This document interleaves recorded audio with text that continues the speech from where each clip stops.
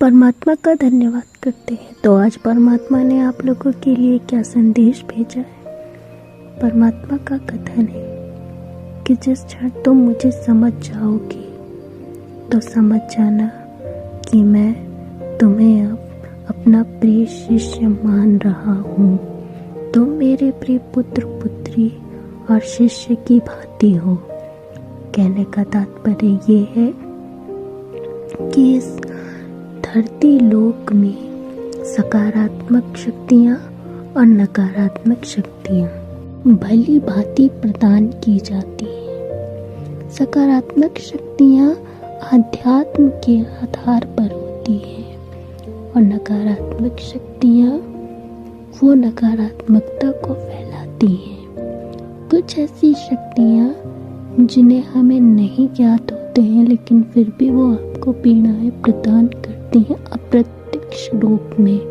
आप उन्हें केवल महसूस कर सकते हैं, वही नकारात्मक शक्तियाँ होती हैं। नकारात्मक शक्तियाँ किसी साधारण पुरुष को किसी भी प्रकार से चोट या पीड़ा नहीं प्रदान करती। नकारात्मक शक्तियाँ पीड़ाएं उन्हें प्रदान करती हैं जो परमात्मा अर्थात आध्यात्म के लिए जिसे चुना जाता है।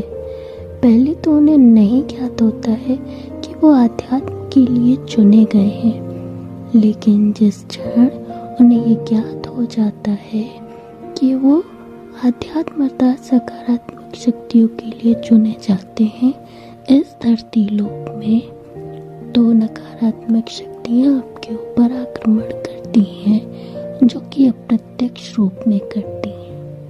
अप्रत्यक्ष रूप का अर्थ केवल और केवल इससे आप सिद्ध कर सकते हैं कि वो आपको केवल महसूस होती हैं, अन्यथा कुछ भी नहीं। तात्पर्य केवल इतना है कि सकारात्मक शक्तियाँ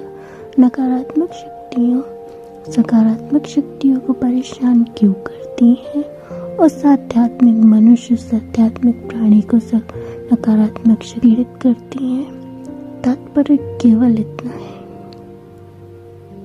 क्योंकि परमात्मा कह रहे हैं कि मेरे प्यारे प्रिय पुत्र पुत्री, मैंने तुम्हारा उदय इस धरती लोक में सकारात्मक शक्तियों के लिए किया है, तो नकारात्मक शक्तियों की शक्तियाँ कम हो जाएंगी अगर इस धरती लोक में आध्यात्म का उदय अर्थात सकारात्मक ऊर्जा का उदय होगा, तो नकारात्मक शक्तियों की शक्तियाँ बहुत ही कम हो जाएंगी। इस कारणवश वो आपको पीड़ाएं प्रदान करती हैं और यही हमारे परमात्मा का आशीष है।